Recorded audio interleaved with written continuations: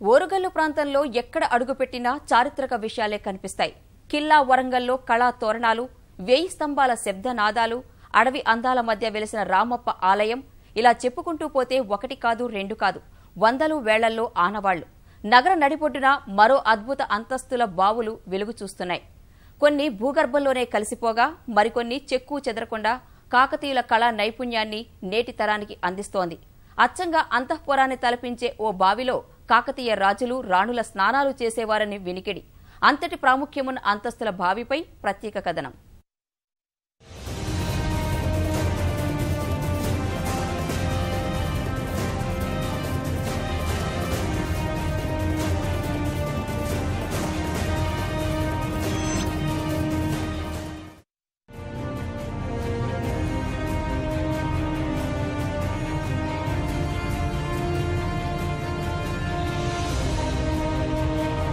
కాకతీయుల చరిత్రపై అనేక పుస్తకాలు ప్రచురితమయ్యాయి. అందులో రుద్రమాదేవి పాత్రపై ఎన్నో ఆశ్చర్యకర విషయాలు వెలుగుచూశాయి. ఈ మధ్య దర్శకుడు గుణశేఖర్ తీసిన చిత్రంలోనూ రుద్రమ రహస్యంగా పెరిగినట్లు చూపించారు. ఆ వాదనకు బలం చేకూర్చేలా ఇప్పుడో ఆధారం లభించింది. అదే అంతస్తుల బావి.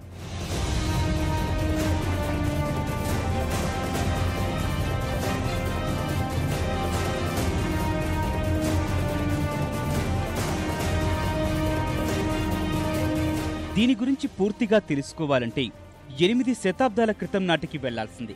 రుద్రదేవునిగా పెరుగుతున్న ఆడపిల్ల రహస్యం బయటపడకుండా చెయ్యాలంటే మరెంతో పటిష్టమైన ఏర్పాట్లు ఉండాలి. మరి ఆ సంగతులు చెప్పేందుకు ఇప్పుడు గణపతి దేవుడు లేడు, శివదేవయ్య అనే మంత్రిగారూ లేరు. ఆ విషయాలు పుస్తకాల్లోనూ శాసనాల్లోనూ దొరికే అవకాశమూ లేదు. ఇదిగో ఇక్కడ చూస్తున్న కొన్ని నిర్మాణాలు మాత్రం మన కోసం మిగిలే ఉన్నాయి. అవి ఎందుకు నిర్మించి ఉంటారు, వీటి నిర్మాణ పద్ధతుల వెనుకున్న విశేషాలేమిటి అన్న అంశాలు జాగ్రత్తగా అధ్యయనం చేస్తే శిథిల నిర్మాణం మౌనంగా తన మనసులోతుల్లో దాచుకున్న ఎన్నో వివరాలను చెప్పుకొస్తుంది.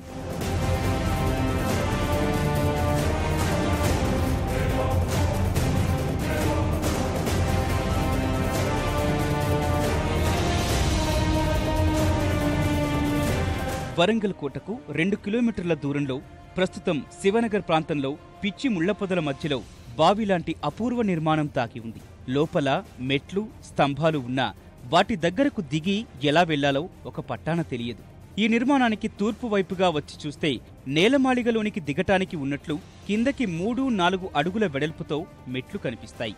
దిగగానే చక్కటి వరండా వంటి నిర్మాణం, దానికి స్తంభాలు, రాతి స్లాబుతో చూడచక్కని అద్భుత కట్టడం ఆవిష్కృతమవుతుంది.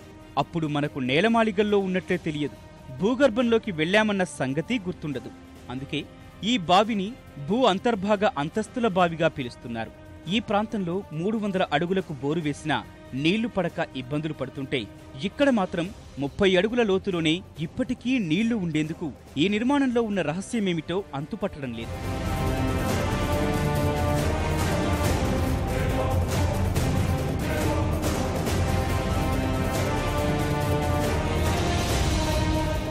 ప్రపంచ చరిత్రలో ఏ రాజవంశాలు కూడా ఈయనటువంటి ప్రాముఖ్యత మన కాకతీయ రాజులు ఇరిగేషన్ కోసం అంత ఇంపార్టెన్స్ ఇచ్చారు.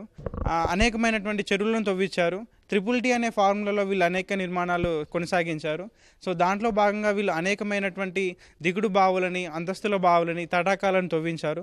ఈ బావిని చూస్తే కనుక మొత్తం ఎటు చూసినా 9 పిల్లర్స్తోని మొత్తము మొదటి అంతస్తులో 34 స్తంభాలు, అదేవిధంగా రెండవ అంతస్తులో 4 స్తంభాలు, మూడవ అంతస్తులో 2 స్తంభాలు, ఈ విధంగా అనేక స్తంభాలతోని ఆలయానికి సంబంధించినటువంటి కోనేరుగా ప్రస్తుతం చెప్పబడుతున్నటువంటి బావి ఇక్కడ నిర్మించబడి ఉంది. 3వ అంతస్తులకి వెళ్ళడానికి కూడా మనం 3వ అంతస్తులకి కూడా క్లియర్గా వెళ్ళడానికి మనకి మెట్లు చూడొచ్చు. ఎక్కడైతే వరంగల్ కోట ఉండేది అని చెప్పబడుతున్న కిలా వరంగల్ ఉందో ఆ ప్రాంతానికి మట్టి కోట, వీళ్ళు ఏదైతే 7 కోటలు ఉంటాయని చెప్తారో ఆ మట్టి కోటకి, లాస్ట్ కోట అయినటువంటి మట్టి కోటకి కేవలం 1/2 కిలోమీటర్ దూరంలో ఈ బావి ఉండడం జరిగింది. ఈ బావి నేటి తరానికి స్ఫూర్తినిచ్చే అద్భుత ఇంజనీరింగ్ ప్రతిభకు అద్దం పడుతుంది. దిగుడు బావిలో శత్రువులు ఎవరైనా లోనికి ప్రవేశిస్తే ఇట్టే బావిలో ఉన్నవారికి తెలిసే విధానము విస్తుగొలుపుతుంది.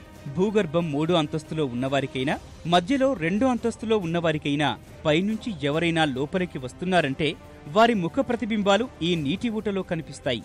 రహస్య సీసీ కెమెరాలను తలదన్నే ఈ బావి ఆకృతి నిజంగా చూడముచ్చటేస్తుంది. పై అంతస్తుల శాస్త్రీయ లెక్కలతో పోలిస్తే నేలమాళిగలో 2 స్తంభాలుండే అవకాశం ఉంది. ఇప్పుడది నీటి ఊటతో పూర్తిగా నిండిపోయింది. మొదటి అంతస్తు లోపటికి తూర్పు వైపు నుంచి దిగేలా మెట్లు ఉన్నట్టే ఆ తర్వాతి అంతస్తు లోపటికి అవతల నుంచి సొరంగ మార్గపు మెట్లు ఉండే అవకాశం కనిపిస్తోంది.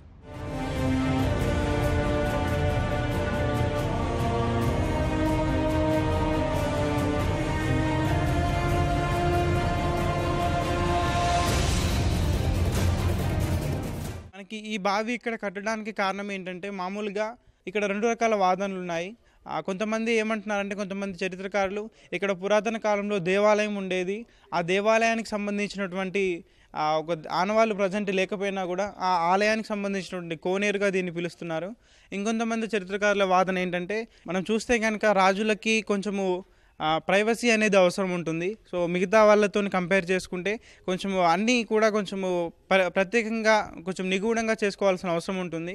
ఇది స్నానాల బావి, దిగుడు బావి, రాచ అంతఃపుర స్త్రీల కోసం దీన్ని ఉపయోగించారని చెప్తున్నారు. సో మనం గూగుల్ మ్యాప్లో చూస్తే కనుక ఒకే లైన్ మీద ఉన్నాయి. ఈ బావి, 1000 స్తంభాల గుడి, వరంగల్ కోట అనేది ఒకే సరళ రేఖ మీద ఉన్నాయి.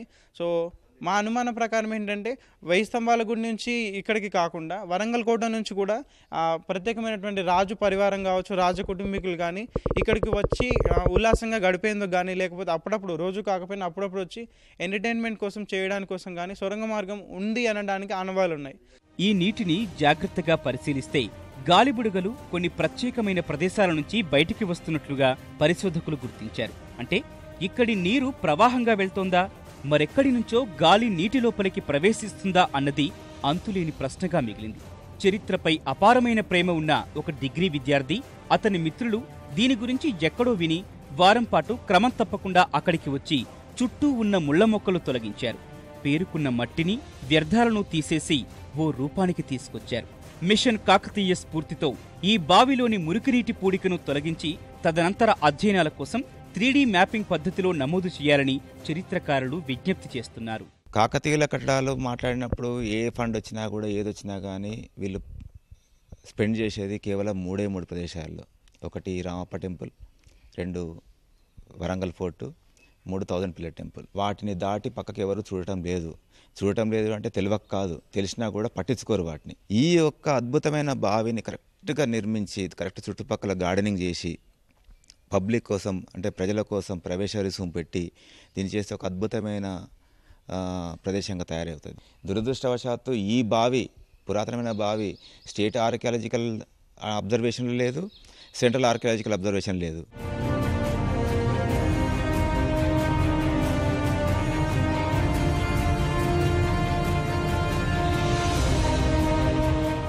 ఈ మధ్య గుజరాత్లోని రాణికా వావ్కు యునెస్కో ప్రత్యేక గుర్తింపుని తెచ్చిపెట్టింది. అందులో భాగంగానే అలాంటి ఆకృతిని, అలాంటి అందాలని, అలాంటి విశిష్టతను సంపాదించుకుంటున్న కాకతీయుల కట్టడానికి సంబంధించిన ఈ దిగుడు బావికి కూడా అలాంటి ప్రాధాన్యత దక్కాల్సిన అవసరం కూడా ఎంతైనా ఉంది. కెమెరామెన్ వెంకట్తో రమేష్, ఈటీవీ న్యూస్, వరంగల్.